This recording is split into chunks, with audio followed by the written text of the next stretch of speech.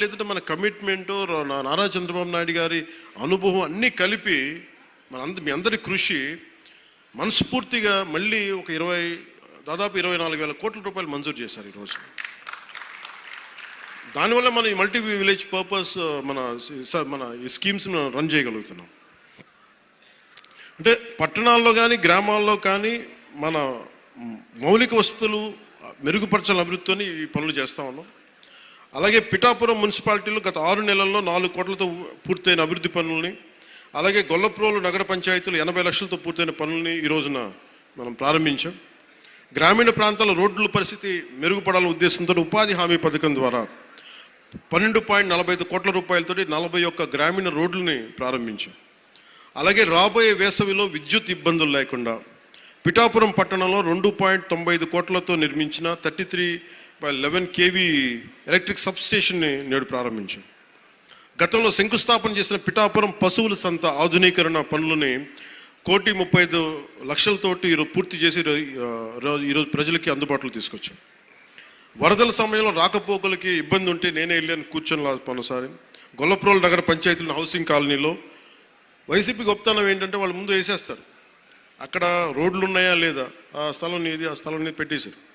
చూస్తే లోపలికి పోతే మొత్తం దోమలమయం.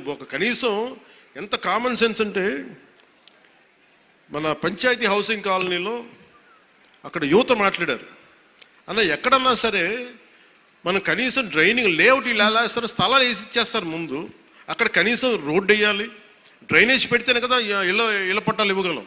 వాళ్ళ వాటితో సంబంధం లేదు. ఇళ్ళ పట్టాలకి ఇచ్చేశారు, అది లోతట్టు ప్రాంతాల్లో ఉంది, కనీసం దానికి డ్రైనేజ్ సౌకర్యాలు లేవు, నీటి సౌకర్యాలు లేవు. రాబోయే వర్షాకాలం వస్తే మనకు కూర్చోబెట్టి బ్రిడ్జ్ ఇబ్బందులు ఉంటాయి. ఈ రోజున మనకు అది ముందు ఒకటే చెప్పాడు, అన్న ఈసారి లేఅవుట్లు వేస్తే ఇది మేధావులు అర్బన్ ప్లానర్ చెప్పాల, సగటు మనిషి పిఠాపురంలోని సగటు మనిషి సగటు యువకుడు, అది ముఖ్యంగా మన ఈ హౌసింగ్ కాలనీలో వాళ్ళు చెప్పింది ముందన్న మెయిన్ రోడ్లు వేసి డ్రైనేజ్ ఫెసిలిటీస్ కల్పించి అప్పుడు లేఅవుట్లు వేసేయమని చెప్పాను. ఇదేం తంతని చెప్తా ఉన్నాడు. అందుకని వాళ్ళు చేసిన తప్పుని మనం అండూ చేసి 3.5 కోట్ల రూపాయలతో నిర్మించిన బ్రిడ్జిని, అలాగే సూరంపేట కాలనీలో 27 లక్షలతో నిర్మించిన బ్రిడ్జిని నేను ప్రారంభించాను. అలాగే పిఎం పథకం ద్వారా పిఠాపురం నియోజకవర్గంలోని బాదం మాధవరావు ప్రభుత్వ బాలికోన్నత పాఠశాల మరి జిల్లా పరిషత్ బాలికోన్నత పాఠశాల గొల్లపోల్లో 1,15 లక్షలతో నిర్మించిన సైన్స్ ల్యాబ్, కంప్యూటర్ ల్యాబ్స్ని నేడు ప్రారంభించాం. ఇవి విద్యార్థుల భవిష్యత్తుకు ఉపయోగపడతాయి.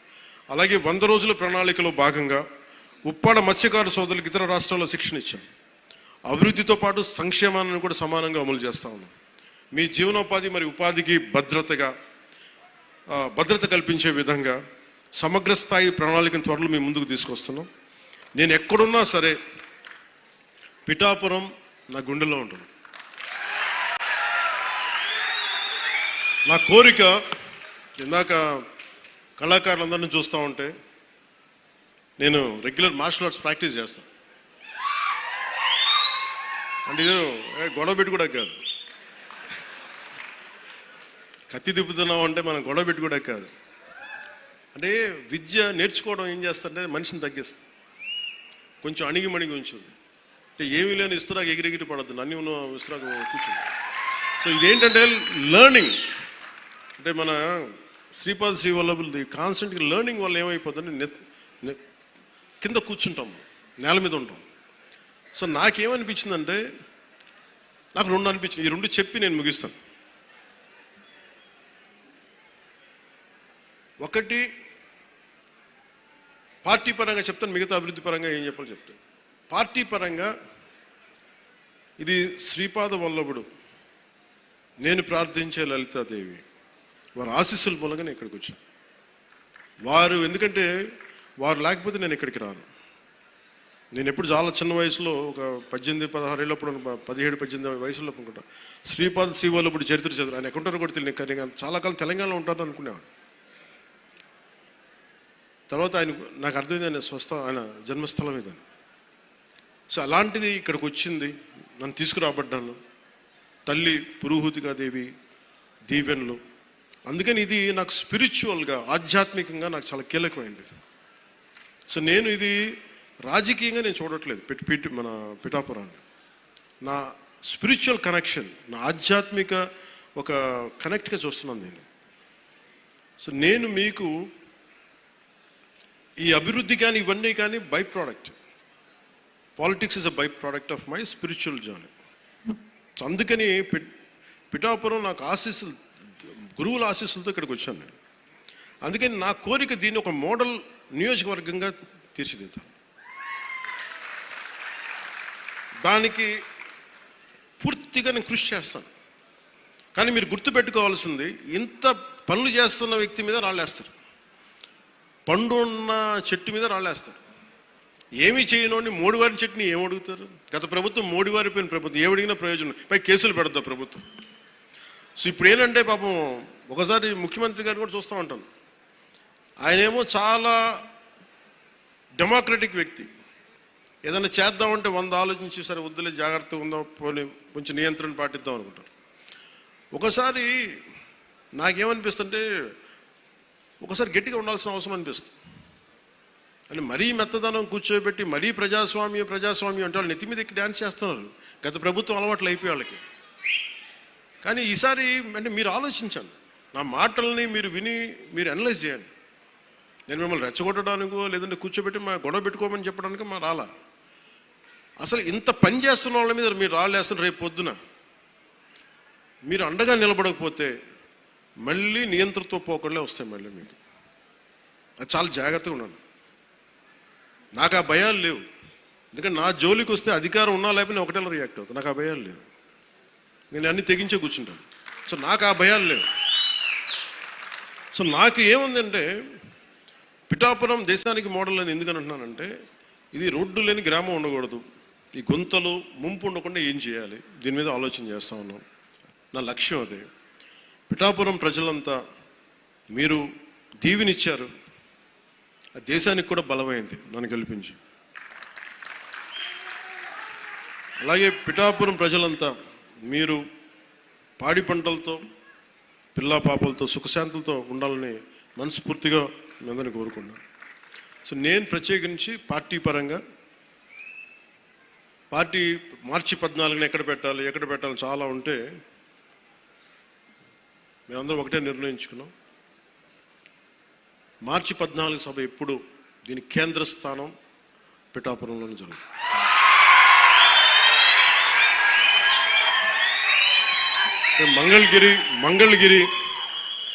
Mangalagiri party administrative headquarters అయితే Janasena ideological headquarters is Pithikapuram. నా కోరిక ఏముందంటే యువత భవిష్యత్తు మీరే నిర్మాణం.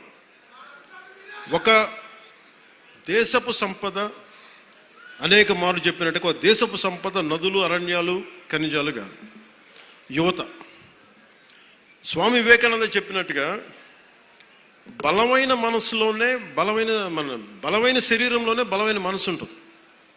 అందుకు శారీరక దృఢత్వం చాలా అవసరం. మీరు చూసారు గల్వాన్లో మన చైనాను ఇండియా బార్డర్లో ఫిజికల్గా తుపాకులు కొట్టుకోకూడదు కాబట్టి చేతులతో కొట్టుకున్నారు. అంటే శారీరక బలం చాలా అవసరం, దృఢత్వం. అంటే మనం ఎప్పుడైతే శారీరకంగా మానసికంగా బలంగా ఉంటామో ఇక్కడికి వచ్చి వేరు చేసే వ్యక్తుల్ని మనం దూరంగా పెట్టగలం. మన చూపు చూస్తే వెళ్ళిపోతారు ఎవడైనా సరే. అందుకని నా వ్యక్తిగతంగా నాకు యుద్ధ కళల మీద అమితమైన ఇష్టం. నేను ఒక్కడే నేర్చుకుంటే సరిపోదు. నేను పిఠాపురాన్ని ఇండియాలోనే అత్యున్నత ఉన్నతమైన మార్షల్ ఆర్ట్స్ అకాడమీ, యుద్ధ కళల ఒక అకాడమీని నేను పెట్టాలని నిర్ణయం తీసుకున్నాను. కాదు ఇప్పుడు ప్రారంభించేదానికి మొత్తం ప్లానింగ్ అంతా. ఎందుకంటే మీకు ఇంటిగ్రేటెడ్ మార్షల్ ఆర్ట్స్ ఉండాలి, దాంతోపాటు ఫైన్ ఆర్ట్స్. ఇందాక మనకి గరగ కళాకారులు కానీ ఇది అంతరించిపోతున్న కళలు ఇవన్నీ. ఇలాంటి కళలను కూడా ఫైన్ ఆర్ట్స్ అండ్ మార్షల్ ఆర్ట్స్ని రెండు చేసే ఒక అకాడమీని పిఠాపురంలో నేను స్వయంగా ఇట్స్ కంప్లీట్లీ ఇది నా ట్రస్ట్ ద్వారా చేద్దాం నా కోరిక. సో దానికి నేను సో ఈ 2 నిర్ణయాలు మీకు చెప్పి కొత్త సంవత్సరంలో మీకు అండగా ఉంటానని తెలియజేసుకుంటూ, మరోమారు నా అన్నదమ్ములకి, నా కుటుంబానికి, మా ఆడపడుచులకి, మా జన సైనికులకి, మా జనసేన నాయకులకి, వేదిక పైన ఆశీలైన ప్రముఖులకి, జిల్లా ఉన్నతాధికారులకి, అధికార వర్గాన్ని అందరికీ ప్రత్యేకించిన సంక్రాంతి శుభాకాంక్షలు తెలియజేసుకుని సెలవు తీసుకున్నాను. జై భారత్, జై హింద్. ధన్యవాదములు సార్. మన అందరి తరపు నుంచి వారికి ఇప్పుడు వారి చేతుల మీదుగా ఈ కార్యక్రమానికి విచ్చేసినటువంటి గౌరవ మంత్రివర్యులు వారిని సత్కరించవలసిందిగా ఆహ్వానిస్తున్నాం. నవ రిక్వెస్ట్ గౌరవనీయులు పొంగూరు నారాయణ గారిని ముందుకు రావాల్సిందిగా, చిరు సత్కారం స్వీకరించవలసిందిగా ఆహ్వానాన్ని తెలియజేస్తున్నాం. గౌరవ కాకినాడ జిల్లా